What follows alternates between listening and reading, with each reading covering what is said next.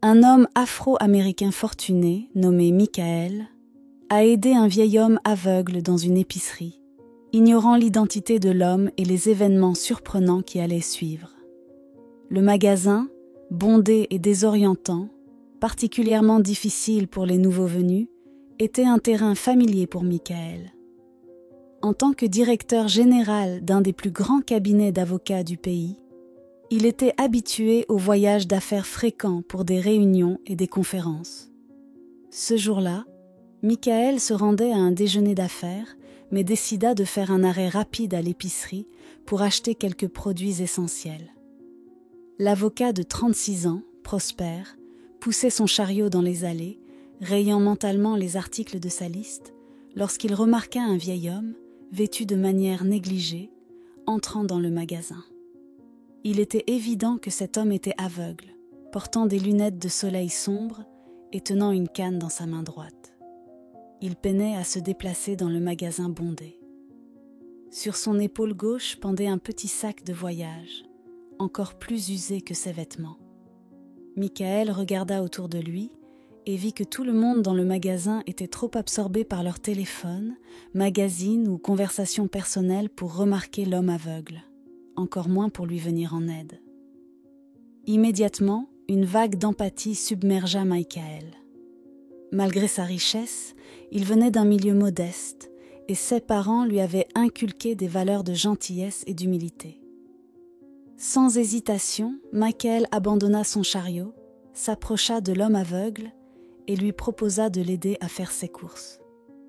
L'homme sourit à Michael et accepta avec gratitude son offre. Michael prit doucement la main droite fragile du vieil homme et le guida prudemment à travers les allées. Tout en marchant, ils commencèrent à discuter. Le vieil homme, nommé John, raconta à Michael qu'il se rendait au mariage de son neveu et filleul Pete dans une ville lointaine. Pete avait couvert les frais de déplacement de John pour lui éviter les difficultés du voyage en train ou en bus. John mentionna qu'il ne passerait que 3 jours avec Pete avant de retourner chez lui. Au fur et à mesure de leur conversation, Michael ressentit une connexion immédiate avec John. À l'approche de l'heure de son déjeuner, Michael finit rapidement ses courses et échangea ses coordonnées avec John, lui promettant de lui rendre visite à son retour en ville. Fidèle à sa promesse, Michael rendit visite à John à son retour, découvrant des faits étonnants sur la véritable identité du vieil homme aveugle. Michael était né dans une famille afro-américaine pauvre. Son père, Samuel, travaillait comme ouvrier et sa mère, Linda, était femme de ménage mal payée. Michael avait 3 jeunes frères et sœurs. Malgré leur pauvreté, ses parents travaillaient dur pour fournir à leurs enfants le nécessaire. Michael et ses frères et sœurs chérissaient leurs parents et appréciaient leurs sacrifices. Leur famille était l'exemple même d'un foyer pauvre, mais heureux et satisfait. Bien qu'il ne fût pas exceptionnellement brillant, Michael excellait à l'école dès son plus jeune âge. Il se spécialisait en art au lycée et se classait régulièrement parmi les meilleurs de sa classe. Une nuit, au cours de sa dernière année de lycée, après le dîner, Samuel et Linda appelèrent Michael à part et lui annoncèrent sans détour qu'ils ne pouvaient pas se permettre de l'envoyer à l'université. Cette dure réalité fut un coup dur pour le jeune Michael, qui rêvait d'obtenir son diplôme universitaire et de devenir avocat. Heureusement pour Michael, l'administration de l'école annonça bientôt qu'un avocat riche et populaire, nommé Maître Paul, ancien élève du lycée, avait rencontré le conseil d'administration de l'école et promis de financer une bourse complète pour le meilleur élève de la filière art chaque année scolaire, à partir de cette session. Michael était ravi. Il voyait cette bourse comme sa seule chance de réaliser son rêve. Alors il étudiait assidûment pour la remporter. Les examens finaux arrivèrent et passèrent. Et Michael était confiant d'avoir donné le meilleur de lui-même, bien qu'il s'inquiétât qu'une autre élève brillante, Hélène, ne remporte la bourse. Enfin, le jour de la remise des diplômes arriva. La salle était pleine de dignitaires, parents, membres du personnel et élèves. Le directeur, M. Adams, monta sur scène pour l'annonce tant attendue. Lorsqu'il fut temps d'annoncer le meilleur élève de la filière art, le cœur de Michael battait la chamade. Ce moment déterminerait son avenir. Soit il obtiendrait la bourse et poursuivrait son rêve de devenir avocat, soit il devrait trouver des petits boulots pour gagner sa vie. Michael était perdu dans ses pensées lorsqu'il entendit le directeur annoncer le gagnant, Michael Green. Stupéfait, il marcha lentement et nerveusement jusqu'à la scène pour serrer la main du directeur et recevoir son certificat. L'auditoire éclata en applaudissements et en acclamations. Certains invités se levèrent pour mieux voir la jeune étoile. Debout à côté de M. Adams se trouvait le jeune et beau maître Paul, âgé d'une 30aine d'années. Il félicita Michael, vêtu d'un costume 3 pièces immaculé et coûteux, avec un large sourire. « Félicitations, mon garçon », murmura Paul à Michael, qui ne put répondre qu'un « merci, monsieur » abasourdi. C'est ainsi que Michael commença son parcours dans l'une des universités les plus prestigieuses du pays pour étudier le droit à l'âge de 19 ans. Son bienfaiteur, Paul, pourvut à tous ses besoins. Bien qu'ils se rencontrassent rarement en personne en raison de l'emploi du temps chargé de Paul, ils se parlaient fréquemment au téléphone. Paul ne refusait jamais aucune des demandes de Michael et lui envoyait souvent plus d'argent que demandé. Au fil du temps, Michael en vint à chérir Paul, le voyant comme un modèle et un second père. Pendant ses études universitaires, Michael évitait toutes les autres activités parascolaires pour se consacrer à ses études. Le temps passa vite et 4 ans plus tard, Michael obtint son diplôme de droit avec les meilleurs résultats de son programme, à la grande joie de sa famille et de Paul, qui assista à la remise des diplômes. Michael poursuivit son parcours à l'école de droit, où il affina ses compétences d'avocat et se distingua comme un élève exceptionnel et brillant. 3 ans plus tard, Michael obtint finalement son titre d'avocat certifié. Le garçon né sans privilège avait enfin réalisé son rêve de devenir avocat grâce à son travail acharné, à sa ténacité et à sa détermination. Bien sûr, il n'aurait pas pu le faire sans le soutien de Paul. Après avoir obtenu son diplôme de l'école de droit à 26 ans, Michael avait initialement prévu de travailler pour le cabinet de son mentor. Paul lui avait fait cette proposition alors qu'il était encore à l'université, et il l'avait acceptée sans hésitation. Cependant, à peine 1 semaine après avoir terminé ses études de droit, Michael reçut une offre d'emploi lucrative d'un des plus grands cabinets d'avocats du pays. Le cabinet lui offrait un salaire 3 fois supérieur à celui que Paul avait proposé, ainsi qu'un VUS coûteux, un appartement de fonction et une multitude d'autres avantages. Bien que Michael aurait aimé travailler pour son mentor, cette offre était bien trop alléchante pour être refusée. Alors il l'accepta. Heureusement, Paul n'eut aucun problème avec sa décision. 2 ans après que Michael eut commencé à travailler pour ce second cabinet, il perdit tout contact avec Paul, tous ses numéros de téléphone cessèrent de fonctionner. Michael épuisait tous les moyens possibles pour le retrouver, mais tous ses efforts furent vains. Alors qu'il commençait à s'inquiéter que quelque chose de grave soit arrivé à son bienfaiteur, Michael apprit par un collègue que Paul était sain et sauf. Le collègue l'avait croisé à l'aéroport, dans un autre pays. Michael croyait que Paul le contacterait un jour pour lui expliquer sa disparition soudaine. Jusqu'alors, il continuait de tenir cet homme en haute estime. Cependant, les années passèrent et Michael n'eut plus jamais de nouvelles de son mentor.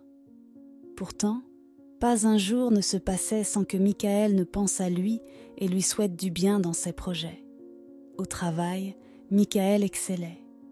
Grâce à sa brillante carrière, il transforma complètement la situation autrefois désespérée de sa famille. Ils vivaient désormais tous dans un appartement bien meublé. Michael prit également en charge l'éducation de ses frères et sœurs. Avec son intelligence et son excellence, Michael gravit rapidement les échelons. En 4 ans, Il fut promu directeur de la succursale de la ville et 6 ans plus tard, il devint directeur général de l'État.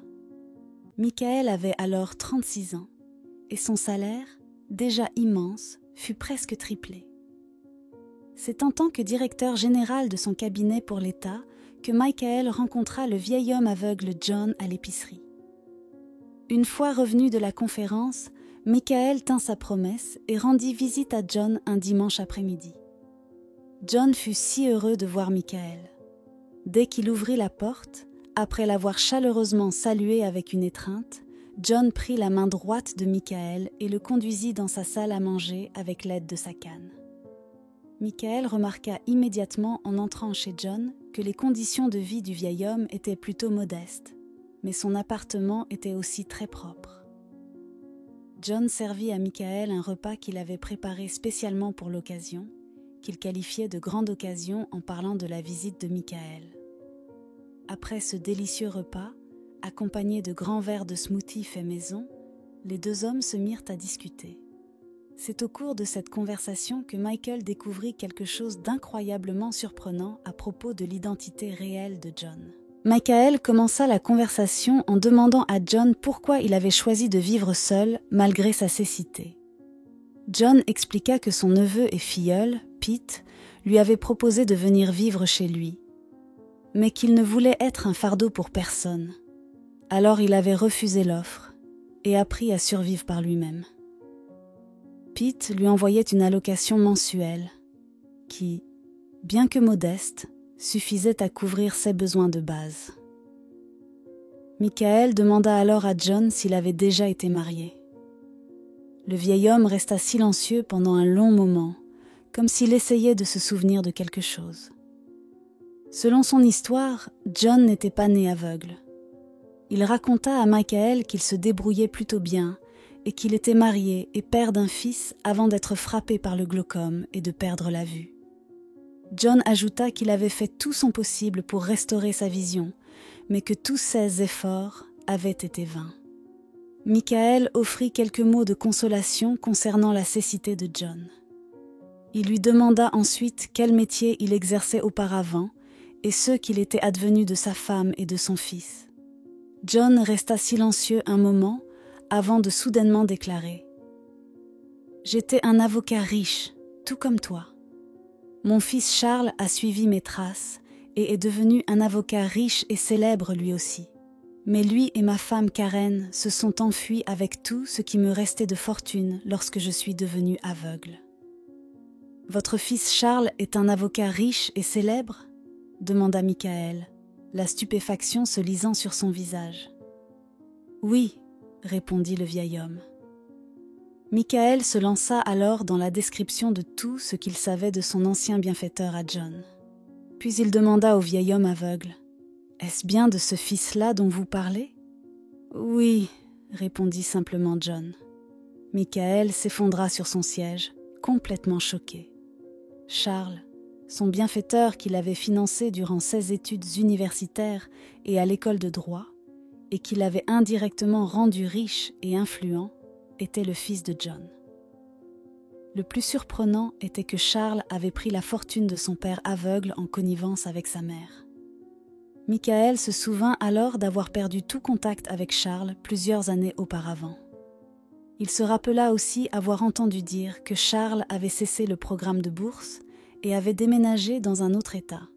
« Votre fils Charles était en fait mon bienfaiteur qui a financé ma bourse complète de l'université à l'école de droit. » Michael cria presque, choqué et confus, à John.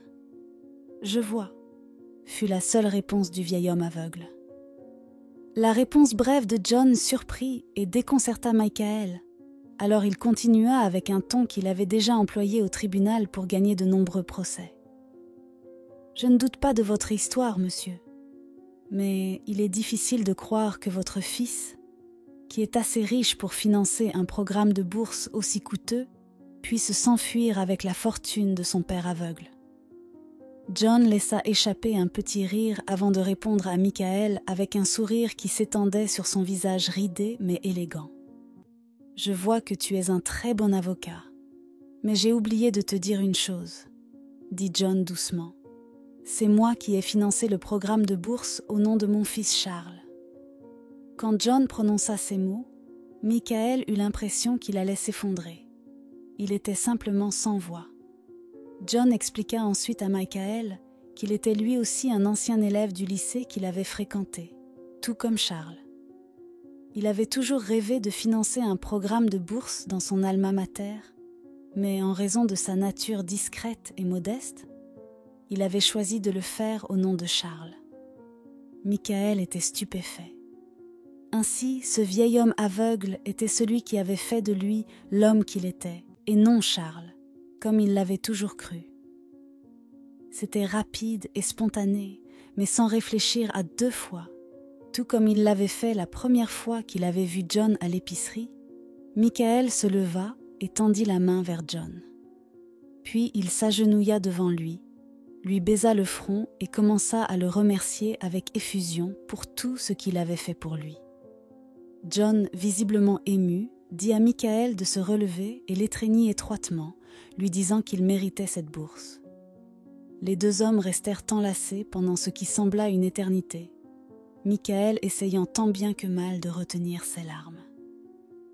Michael quitta finalement la maison de John, mais pas avant d'avoir juré de faire tout ce qui était en son pouvoir pour traduire Charles et sa mère en justice. En tant qu'avocat bien connecté et riche, il ne fallut pas plus de 3 jours à Michael pour trouver un détective privé pour mener à bien la mission qu'il avait en tête.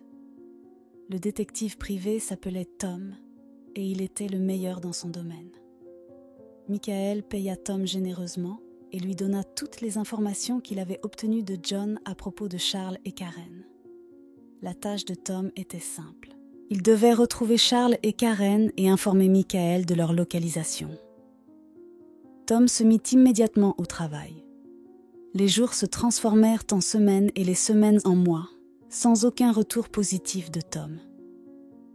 Pendant ce temps, Michael plaça John sous une allocation mensuelle généreuse et lui rendit visite presque tous les week-ends. Le vieil homme aveugle était comme un second père pour Michael.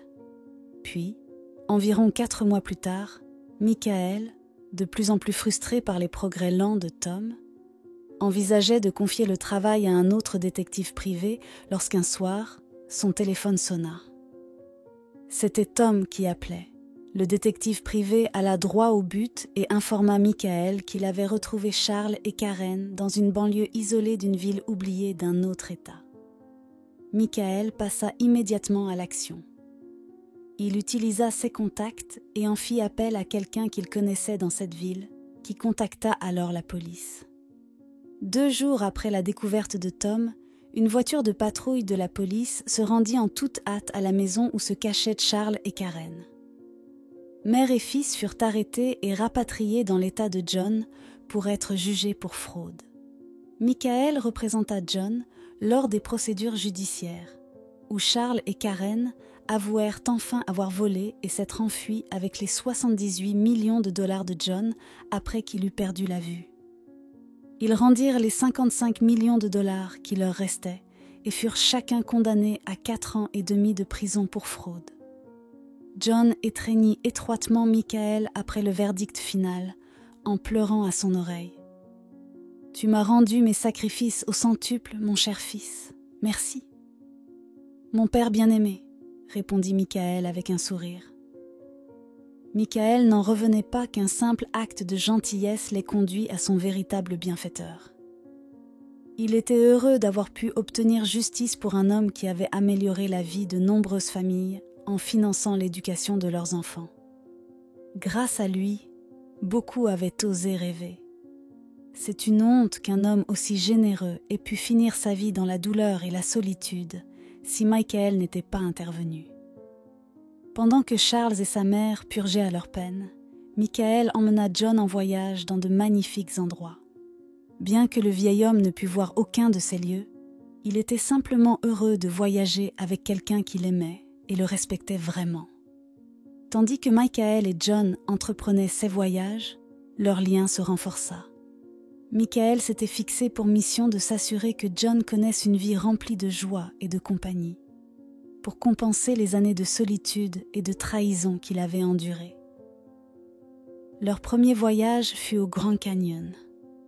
Même si John ne pouvait pas voir les vues majestueuses, Michael lui décrivait chaque détail, peignant des images vivantes avec ses mots. Ils se tenaient au bord du canyon, le vent soufflant autour d'eux, et Michael tenait fermement la main de John, décrivant l'immensité du paysage, les couleurs des rochers et la beauté du coucher de soleil. « Peux-tu le sentir, John ? L'air est si pur ici, et le canyon s'étend à perte de vue. C'est à couper le souffle, dit Michael. John sourit, le visage tourné vers la brise.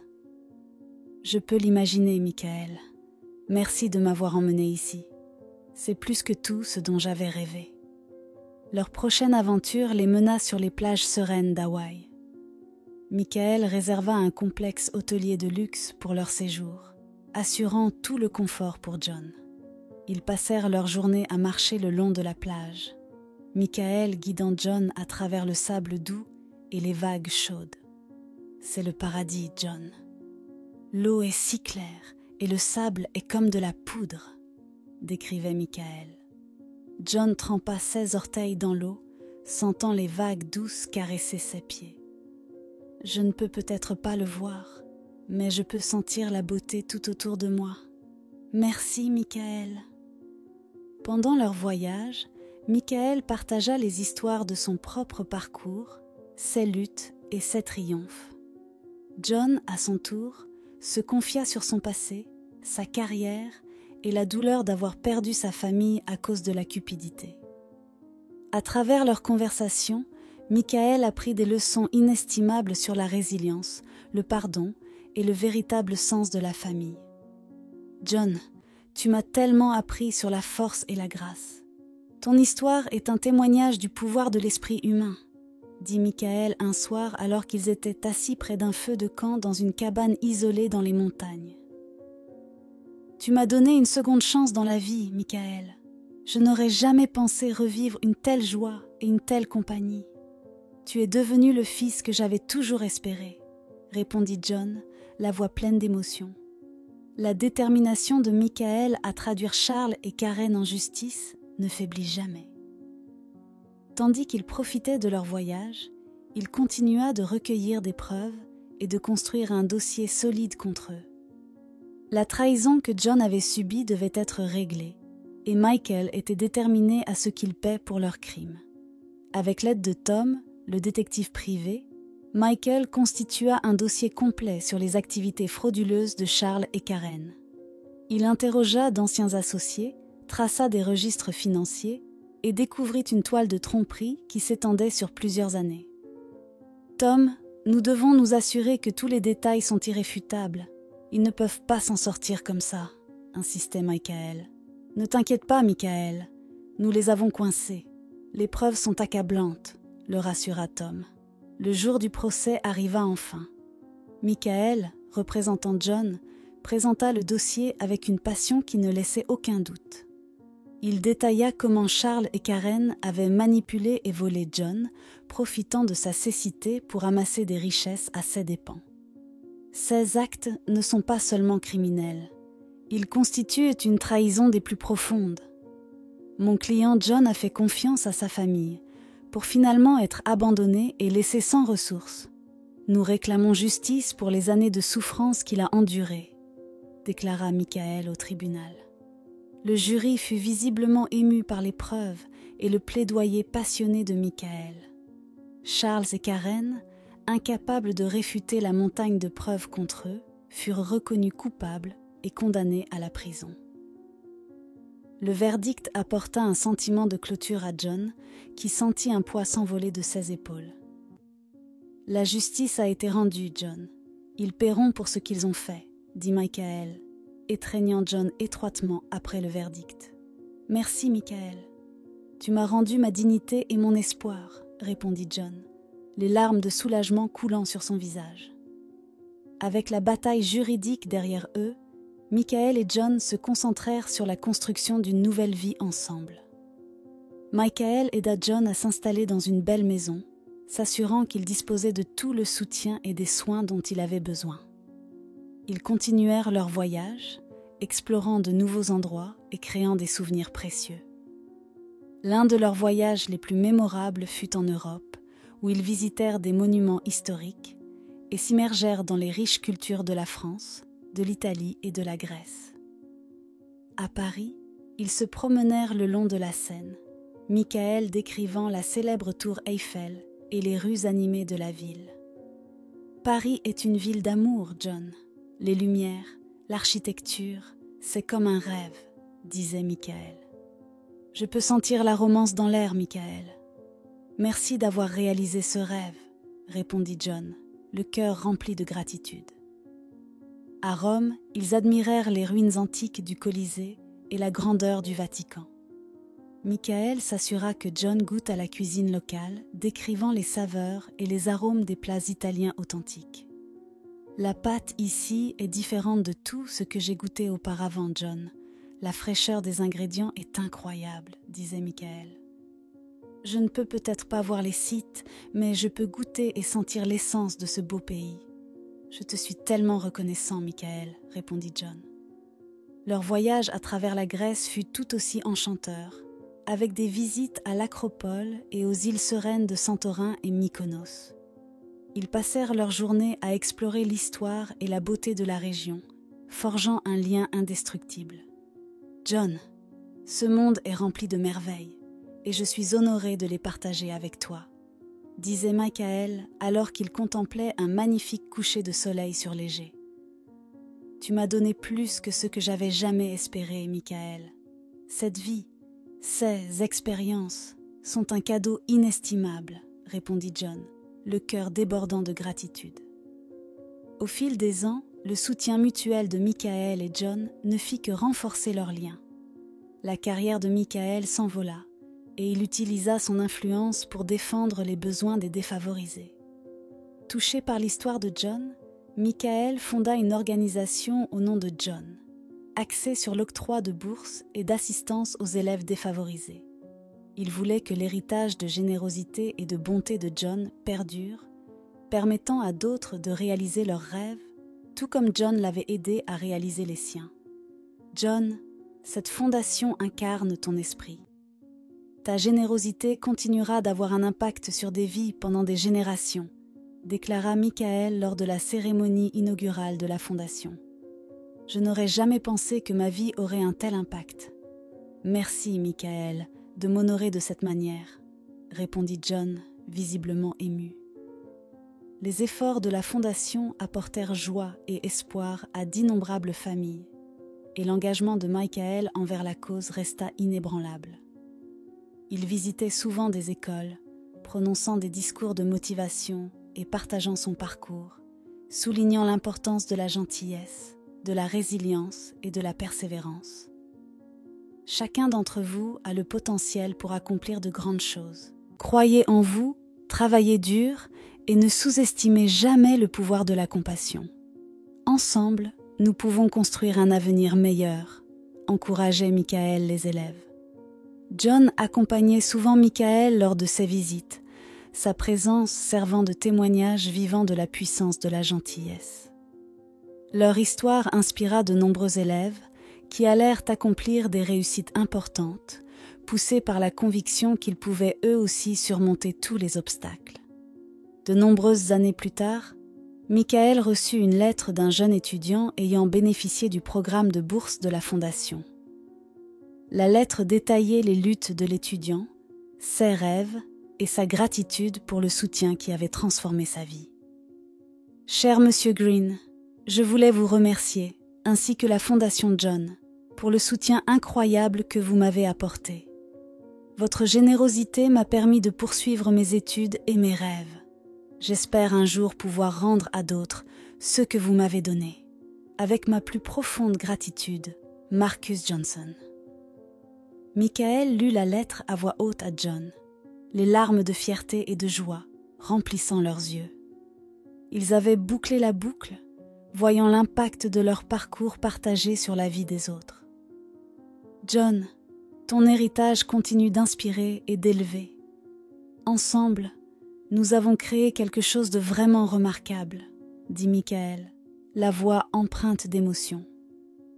Nous avons fait une différence, Michael.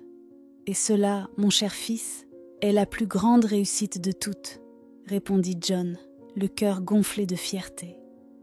Leur lien, forgé sur la gentillesse, la résilience et une dévotion commune à l'aide aux autres, resta indestructible. Michael et John passèrent leurs dernières années ensemble, chérissant chaque moment et continuant de répandre l'amour et l'espoir partout où ils allaient. En fin de compte, Michael comprit que la véritable richesse ne se mesurait pas à l'argent ou aux possessions matérielles, mais à l'impact positif que l'on a sur la vie des autres. À travers son voyage avec John, il découvrit le véritable sens de la famille, de l'amitié et du pouvoir transformateur de la bonté. En réfléchissant à leur incroyable voyage, Michael et John réalisèrent qu'ils avaient trouvé quelque chose de bien plus précieux que la richesse. Un lien qui transcendait le temps et les circonstances, un héritage d'amour qui durerait pour toujours.